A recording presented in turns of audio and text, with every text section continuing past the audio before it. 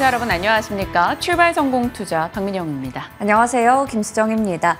어젯밤에 개장하기 전에 5월 CPI가 나왔는데요. 4.0% 상승률을 기록하면서 예상치에 부합하게 나왔습니다. 이에 따라서 6월에 금리가 동결될 것이다라는 기대감이 확신으로 바뀌면서 아무래도 뉴욕 증시가 상승했는데요. 근원 CPI 같은 경우에도 예상치와 크게 다르지 않게 나오기도 했었고, 테슬라 같은 경우 13거래일 연속으로 랠리를 보이고 엔비디아도 시가총액이 1조 달러를 넘어서는 등 기술주의 힘이 계속해서 강한 모습 확인할 수 있었습니다. 아직까지는 이 헤드라인 CPI보다 이 근원 CPI가 높다라는 것에 대한 부담감이 조금 있긴 합니다만 시장에서는 어느 정도 이 고강도 긴축은 멈췄다라고 받아들이고 있습니다. 그 부분을 앞으로 좀 크게 지표가 꺾이지 않는 이상은 변화가 없을 것으로 보이기 때문에 어떻게 전략을 짜야 될지 고민이 필요한 시점인 것 같습니다. 어제 국내장 어땠는지부터 같이 복귀하면서 내용 점검해 보시죠. 어제 코스피, 코스닥 모두 다 올라선 채 거래를 마쳤습니다. 코스피 0.3%, 코스닥 1% 이상의 상승입니다. 이쯤 되면 다들 아시겠죠? 코스닥에서 에코프로 쪽이 강했다라는 것을 지수 상승으로만 봐도 고스란히 느낄 수가 있습니다. 어제 국내장에서요, 미국의 기대 인플레이션이 하락하고 미국의 반도체 종목들의 강세를 기록한 영향을 고스란히 이어갔고요. 또 어제 전해드렸던 소식 중에 하나죠. 중국이 대만과 한국의 반도체 장비 수출 통제 유예 연장할 것이다라는 기대감이 생겨났습니다. 블룸버그의 보도가 있었죠. 그러면서 한국과 대만의 반도체가 같이 올라가는 모습이 확인됐고요. 중국은 어제 단기 정책 금리를 10개월 만에 인하하는 부양책 소식도 나왔습니다.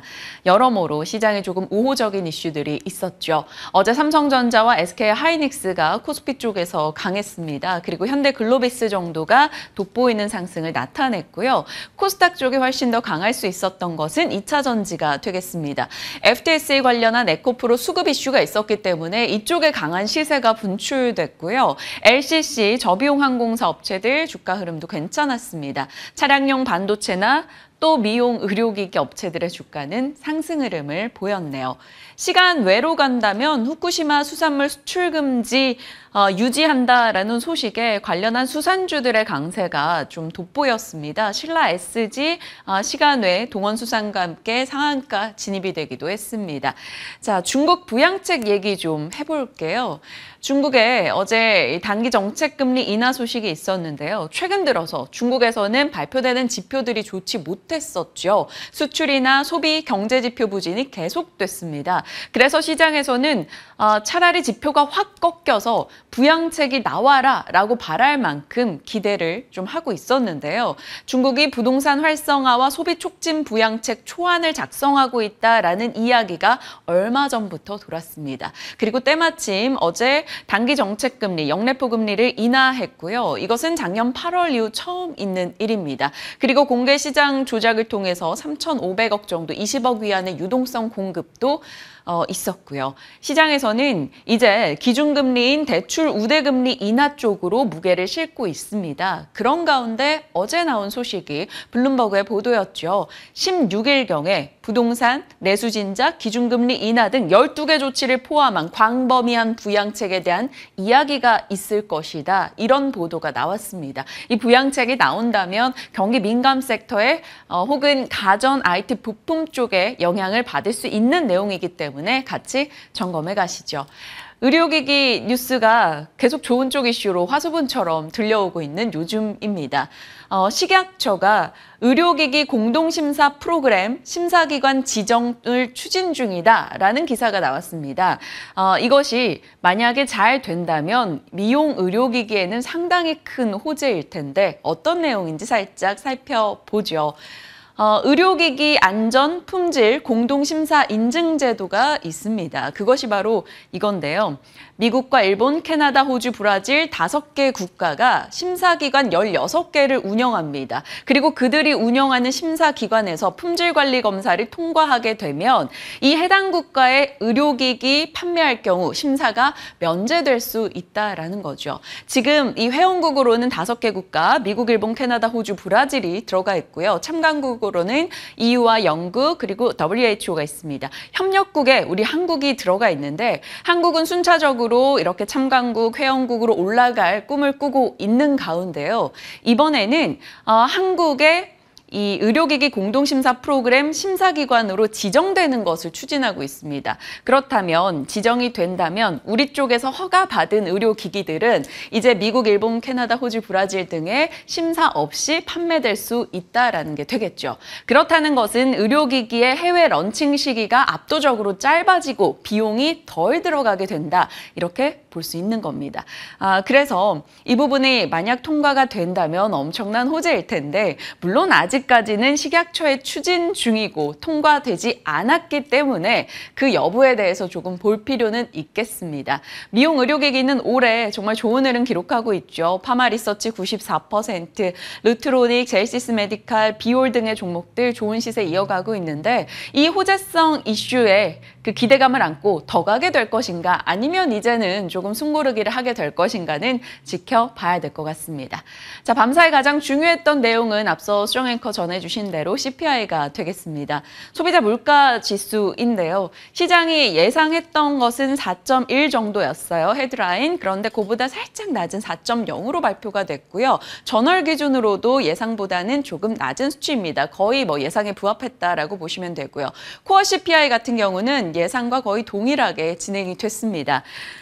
여전히 코어 쪽이 높다라는 것은 시장에 부담으로 작용을 하고 있으나 헤드라인이 잡혀가고 있다라는 것에 대해서는 긍정적으로 반응하는 분위기인 거죠. 그래서 6월 금리 동결 가능성은 91%까지 올라갔습니다. 발표된 직후에는 동결 가능성은 100%까지 가기도 했습니다.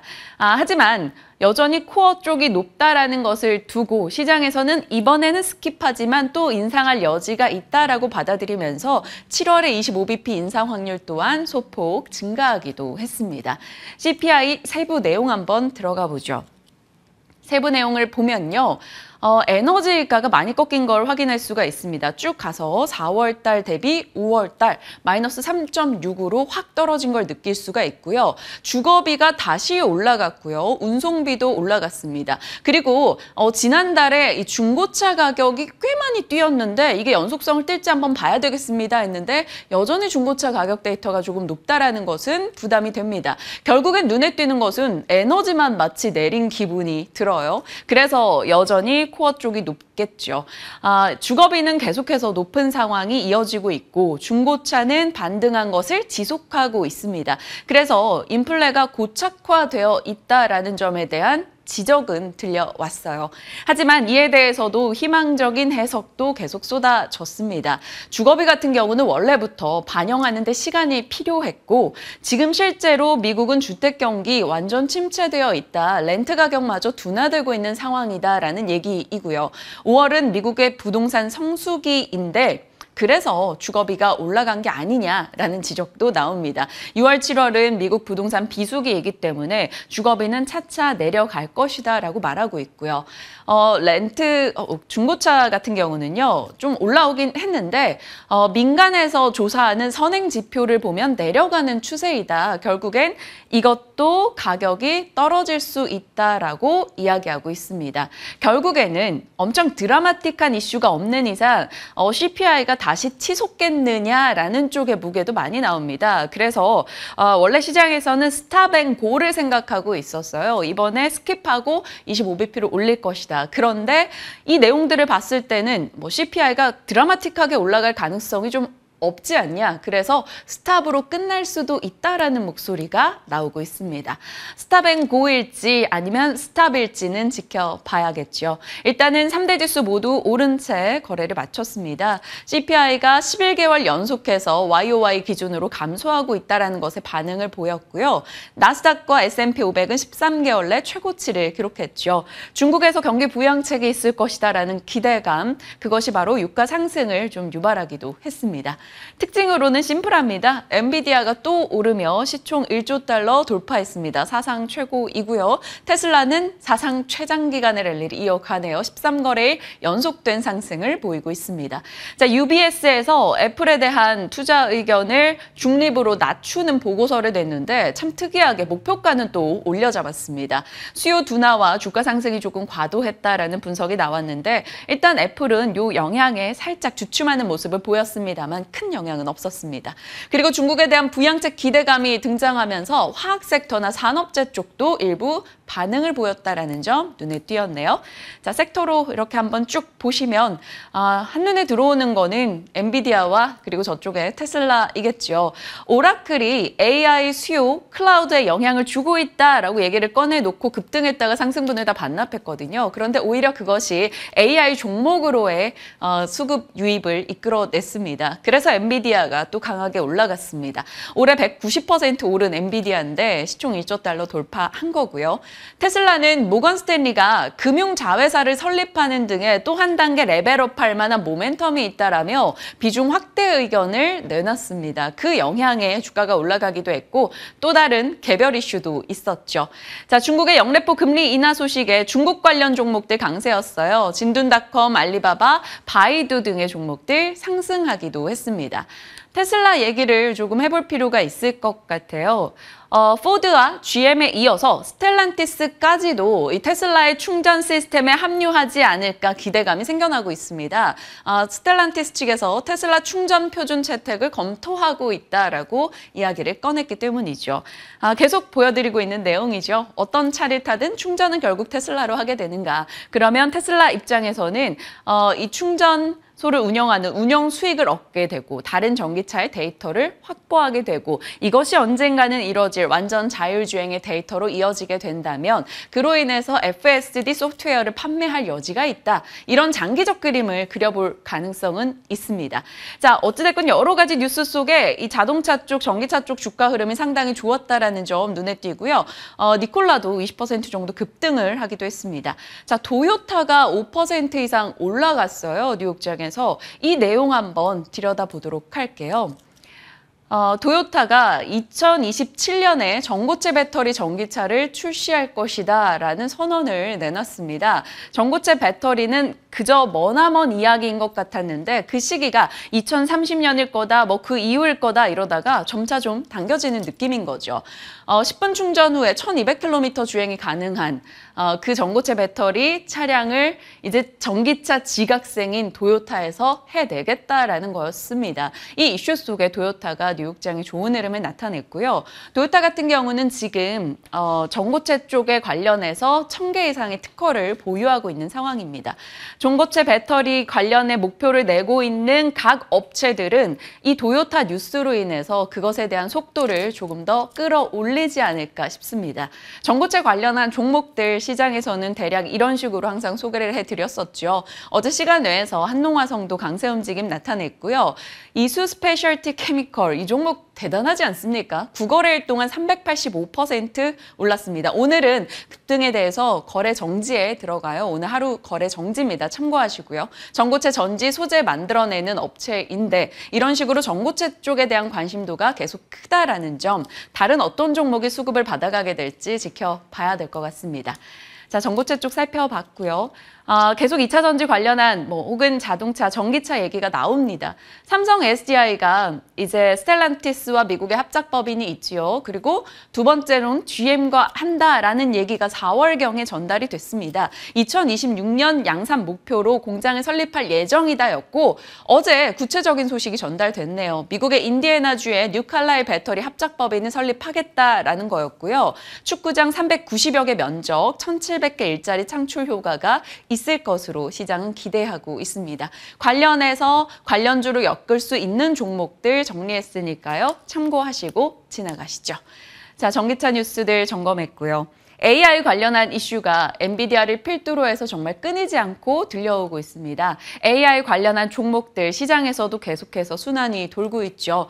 엔비디아에 직납을 하고 있는 업체들로 SK하이닉스와 이스페타시스가 꼽히면서 이스페타시스의 주가 상승이 정말 가열차게 올라갑니다. 기판 쪽에서도 대덕전자 다음으로 시총이 올라와 있는 상황이고요.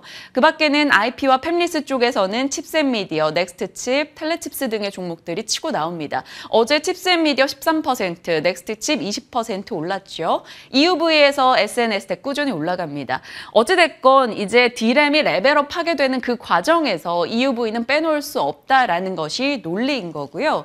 어드밴스드 패키징, 반도체 역시나 계속 개발을 해나가는 과정에 패키징 역할이 중요해진다라는 내용이었죠. 어제장에서도 패키징 관련주들, 프로텍도 그렇고 관심을 받기도 했고요. DDR5 역시 빠지지 않고 아비코전자, 하나마이크론 등을 필두로 움직였습니다.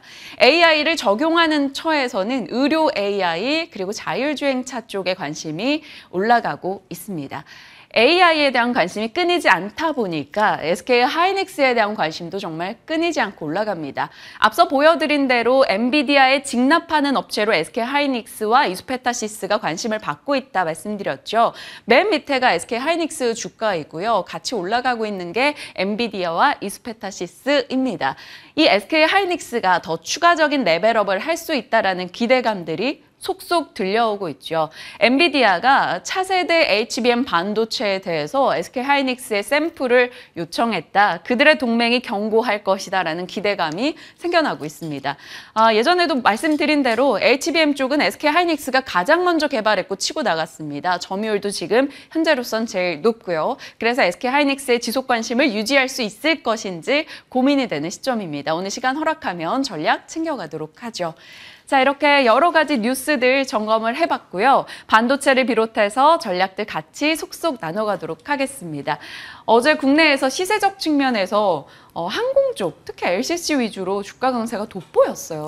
네, 최근에 아무래도 리오프닝 관련주들이 중국과의 관계 영향 때문에 많이 부진했었는데 그와 좀 따로 떼놓고 항공주들은 강한 흐름을 나타내고 있습니다. 관련해서 정리를 좀 해봤습니다.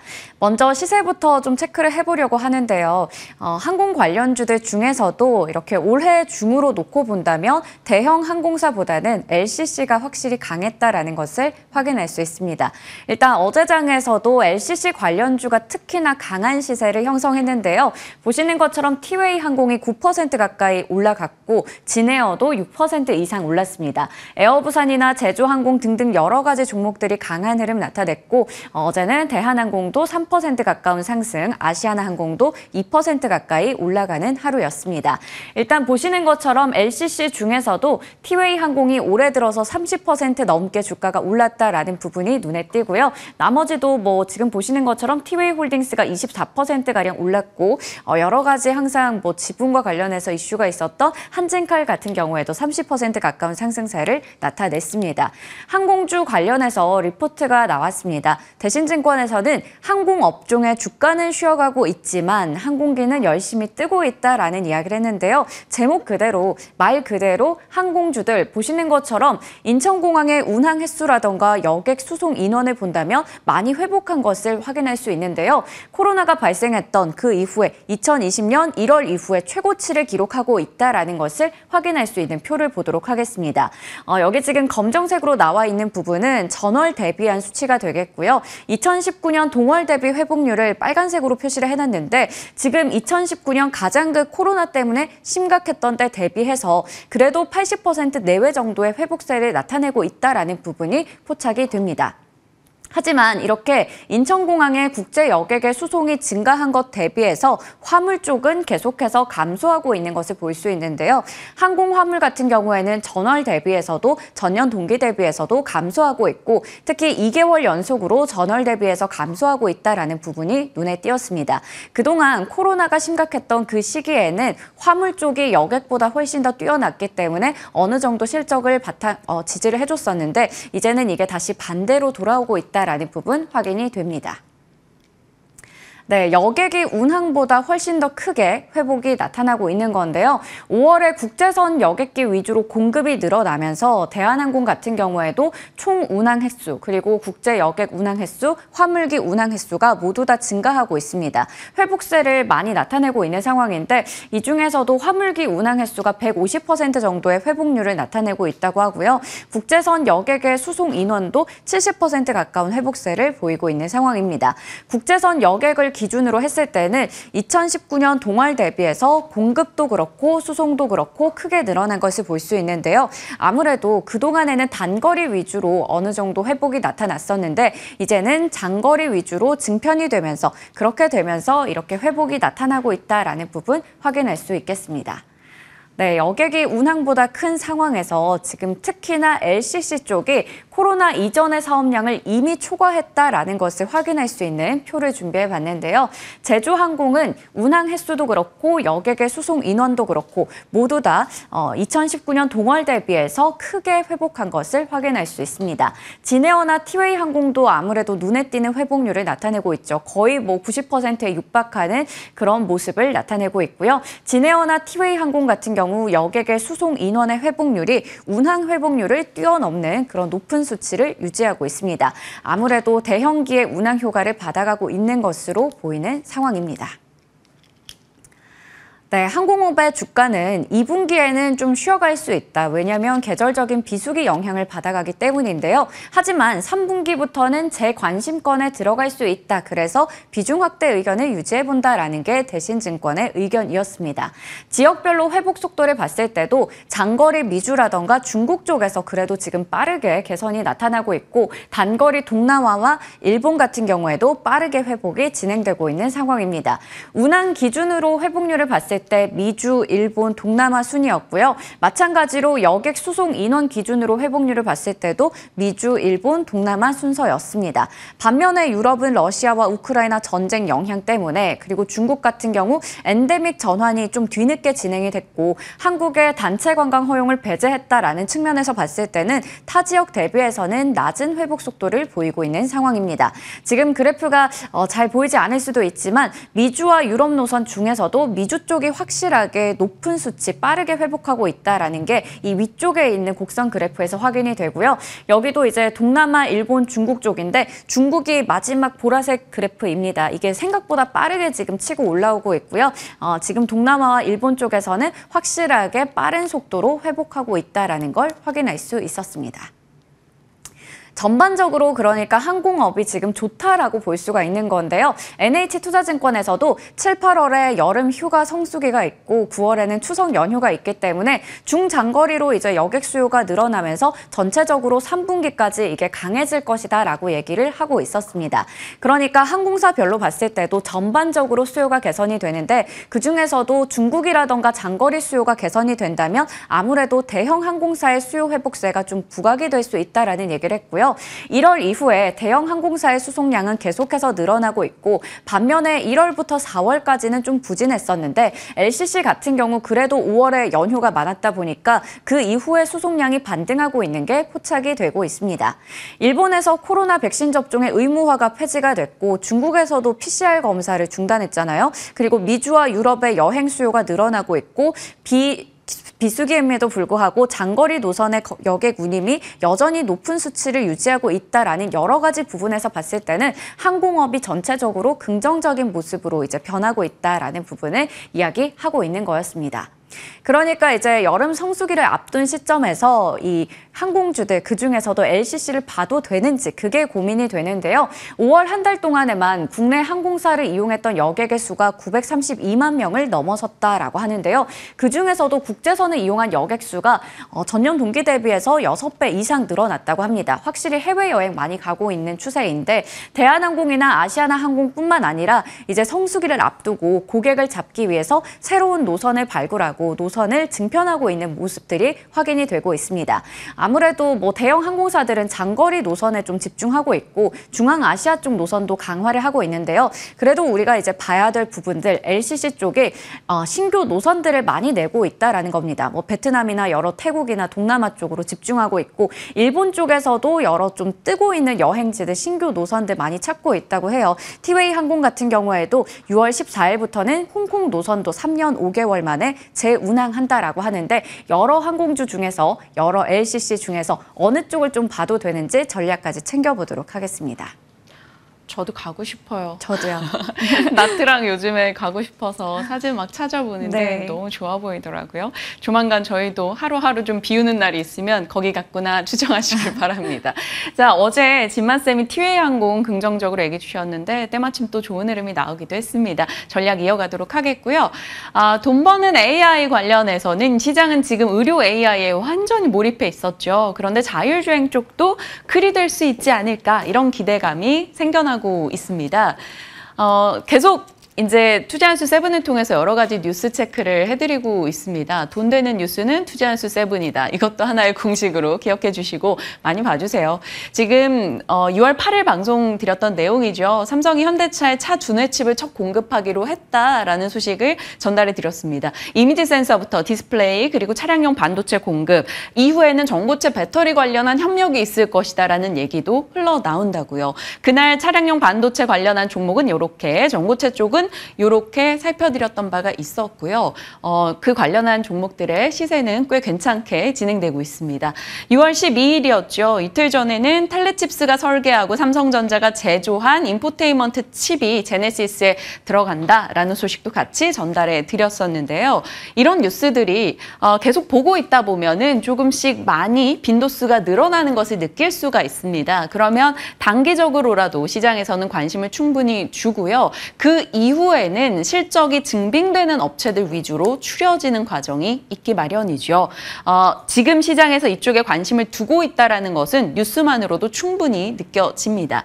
자, 미래차 전환이 이제 속도가 가팔라지고 있는 가운데 전장 부품들에 대한 변화가 많고 그것이 탑재가 많이 될 것이다라는 얘기는 많이 들어보셨을 겁니다. 반도체, 배터리, 디스플레이, 카메라, 센서, 통신 관련한 부품사들에 대한 관심을 좀 높여야 되는 시점이다라고 많은 증권사가 얘기를 하고 있죠. 전장 부품 공급 체인을 간략하게만 좀 정리를 했어요. 정말 수많은 업체들이 있겠지만요. 우리가 많이 아는 쪽으로 차량용 반도체에서는 텔레칩스와 넥스트칩, 지금 칩셋 미디어와 함께 시장의 관심을 조금 받아가고 있는 상황입니다. 넥스트칩이 급등하니까 칩셋 미디어도 좀 더 올라갈 여지가 있다라고 얘기가 되고 있고요. 증권가에서 커버를 잘 하지 않았던 종목들인데 슬슬 이야기들이 흘러나오고 있습니다.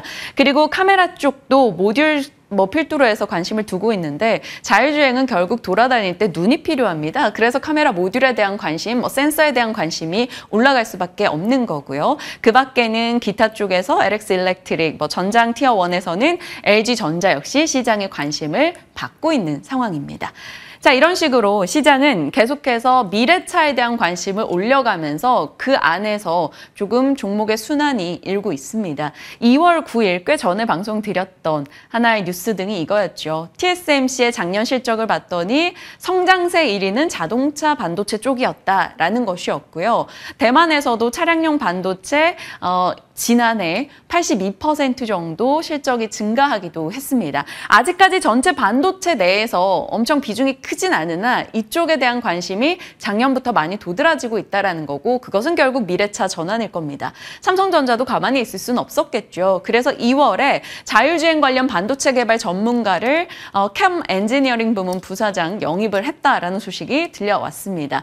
그리고 계속 차량용 반도체에 대해 무언가를 하겠다라는 얘기를 꺼내놓고 있죠. 차량용 반도체 관련한 종목들 각 분야별로 다 모아보면 이렇게 되는데 보통은 칩스 들어간 종목이나 SFA 반도체, 코아시아, 에이테크, LX 세미콘 이런 쪽으로 조금 많이 압축을 해 나가긴 합니다. 어느 쪽으로 집중해 봐야 될 것인가 잠시 후에 전략 챙겨보도록 할게요. 지금부터 함께 하시죠.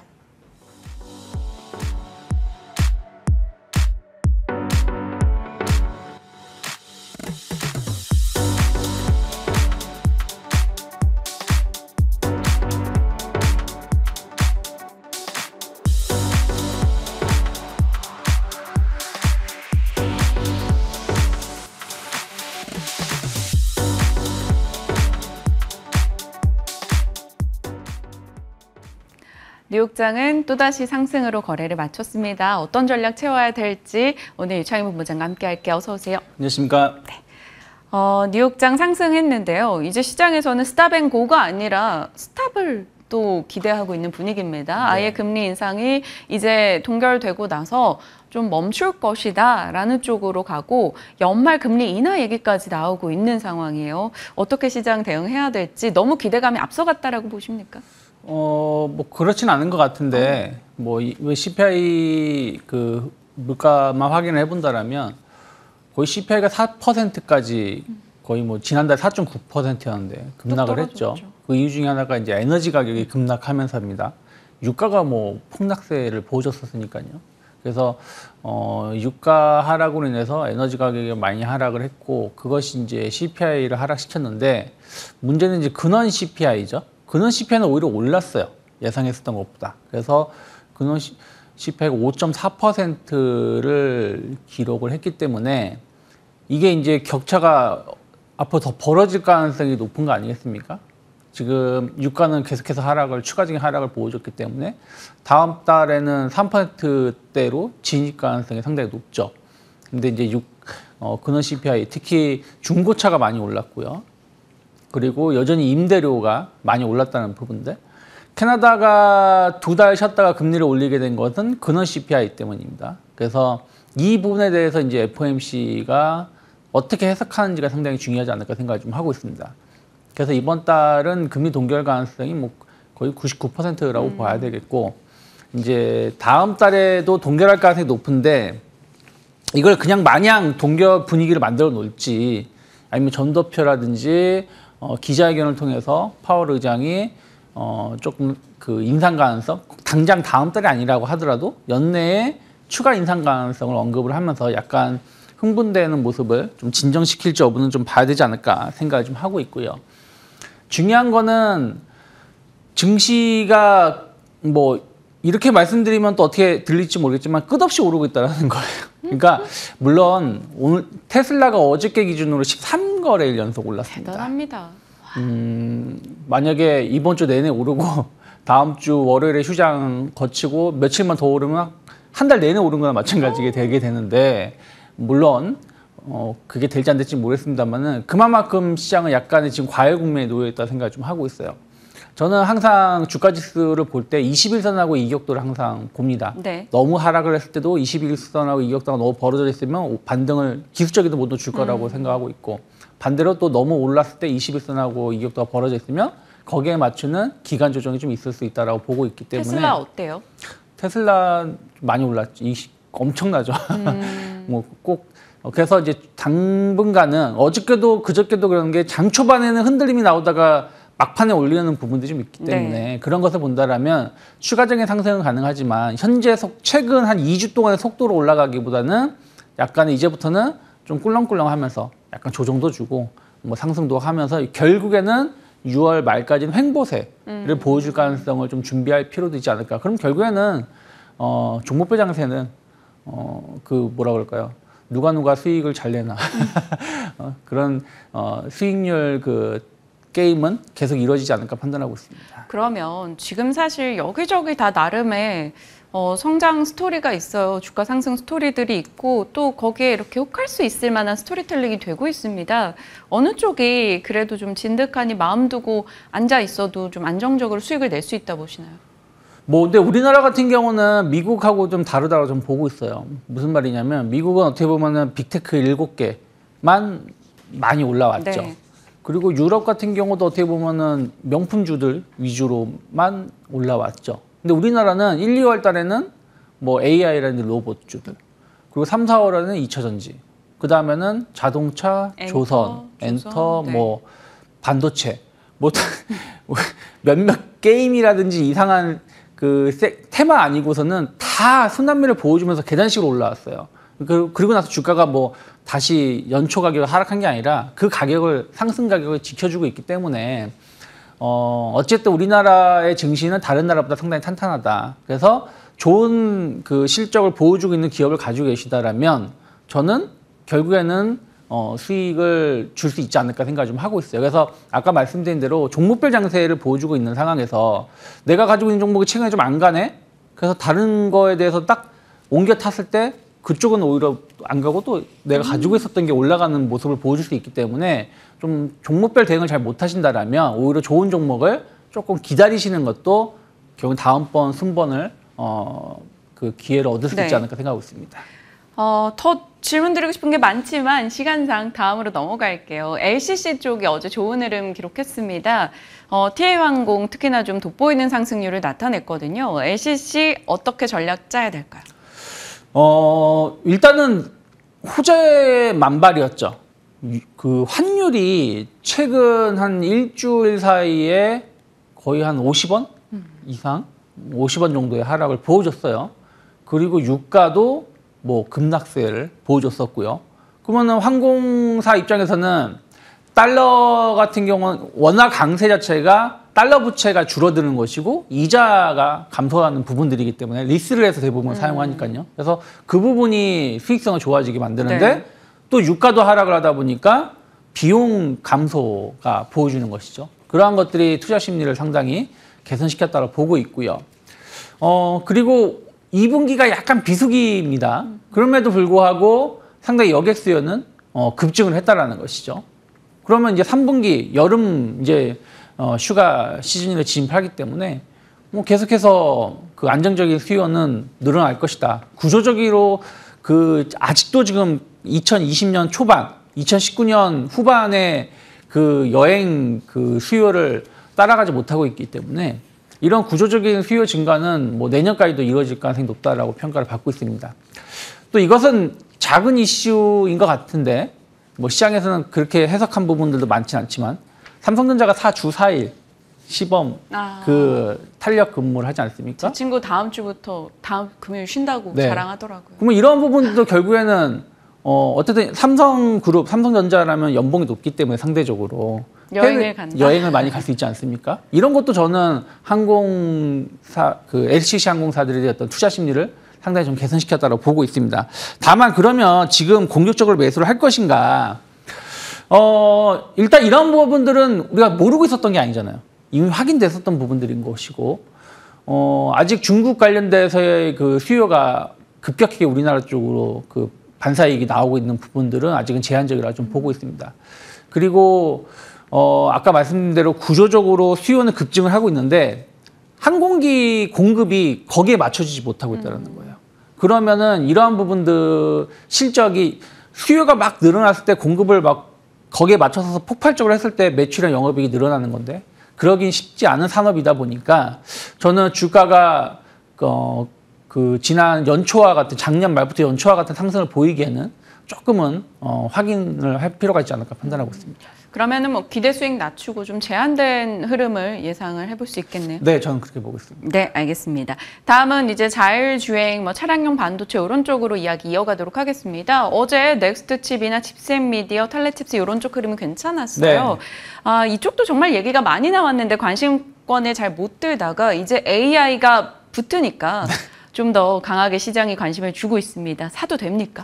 저는 차량용 반도체는 제가 그전부터 말씀드린 게 반도체를 보실 거면 차량용 반도체를 보는 게 맞을 것 같다. 약간 본부장님 칩스 얘기 정말 많이 했대요. 칩 들어가는 얘기 많이 하셨던 기억이 있어요. 네, 왜냐면은 삼성전자가 이미 연초에부터 계속 말을 한 게 다른 쪽에 투자는 줄이더라도 뭐 그 파운드리 쪽이라든지 특히 차량용 반도체에 대한 어떤 관심도를 상당히 많은 표현을 했거든요. 그러면 그쪽에 대해서 우리가 좀 관심 있게 봐야 된다라고 생각을 좀 했었고요. 그 결과가 이번에 삼성, 현대차의 동맹 아니겠습니까? 지금 원래 현대차의 그 차량용 인포테인먼트의 칩이 제가 알기로는 텔레칩스인가에서 원래 공급을 했었는데 이게 엔비디아로 넘어갔었습니다.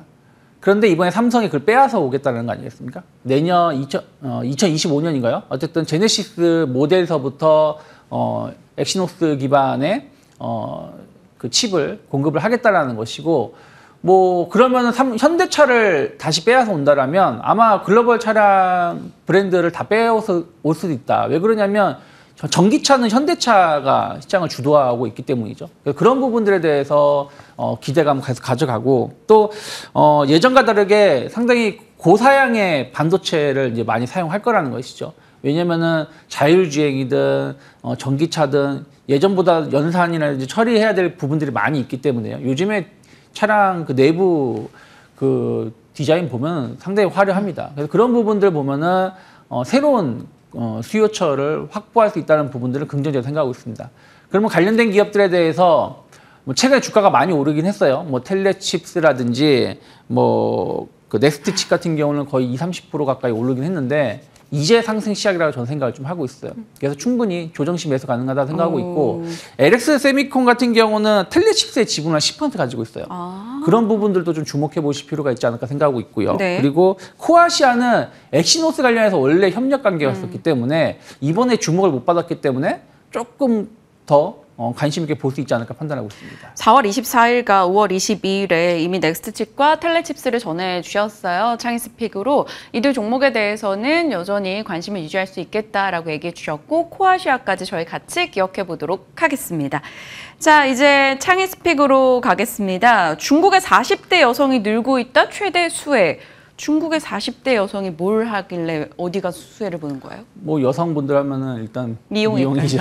남성도 마찬가지긴 한데요. 미용 의료기기 관련해서 그래도 몇 번 말씀을 드려왔었어요. 그리고 클래시스 4월 17일에 탑픽이었습니다. 네, 클래시스도 말씀드렸었고 루트로닉도 제가 한번 언급을 해드렸던 것 같기도 한데요. 일단은 미용 의료 시장 계속 성장할 수밖에 없다 생각을 좀 하고 있습니다. 특히 이번에 루트로닉이 상장 페이지를 거의 이제 준비를 하고 있는 거 아니겠습니까? 공개 매수를 통해서. 그럼 루트로닉이 그 시가총액이 지금 현재 기준으로 9천억 정도 되는데 최소 뭐 펀드 매니저든 개인 투자자든 뭐 한 4-5천억 정도의 자금은 다른 또 미용 쪽으로 들어올 가능성이 높다라는 것이죠. 그런 것들이 최근에 미용 의료기기 관련된 기업을 조금 더 주가를 끌어올렸다 생각을 좀 하고 있어요. 뭐 비교를 해본다면 임플란트 관련해서 오스트 임플란트가 상장 페이지를 하면서 덴티움이라든지 덴티스라든지 이런 기업들이 계속 한 몇 달째 올라오는 거니까요. 그래서 그런 수급적인 측면에서 전 긍정적인 평가 기대해 볼 수 있다고 생각하고 있고 미용 의료기기 시장은 계속해서 성장을 한다는 것이죠. 특히 이제 제이시스 메디칼 같은 경우는 초음파, 고주파 장비, 레이저 관련된 미용 의료기기를 제조해서 공급을 하고 있고 신흥국 시장에서의 어떤 그 수출 성장이 계속해서 나오고 있습니다. 이런 부분들 좋게 보고 있고요. 또 미용 의료기기가 수익성이 좋은 거는 소모품 판매가 계속 이어진다는 것이죠. 거기다가 제이시스 메디컬의 주요 제품들은 그 교체 주기가 4년 정도 된다고 합니다. 3-4년 되기 때문에 뭐 3-4년 단위로 또 제품이 교체가 된다는 부분들도 좀 긍정적으로 평가를 해볼 수 있지 않을까 생각하고 있기 때문에 뭐 그 최근에 좀 많이 올랐어요. 한 지난주 후반부터 많이 올랐습니다만은 저는 단기 목표가 15,000원 아직 유지 가능하다 생각하고 있고 10,000원만 크게 이탈하지 않는다라면 약간 조정 시 분할 매수 충분히 가능하다라고 보고 있습니다. 의료기기 공동심사 프로그램 관련한 이슈도 앞서 전해드린 대로 있기 때문에 이쪽이 더 관심을 받게 될지 궁금했던 가운데 제이시스 메디칼 추가 상승 여력 있다라고 판단 내려주셨습니다. 목표가 기억하면서 대응해 보도록 할게요. 자, 오늘 유창희 본부장과 전략 챙겼습니다. 고맙습니다. 고맙습니다.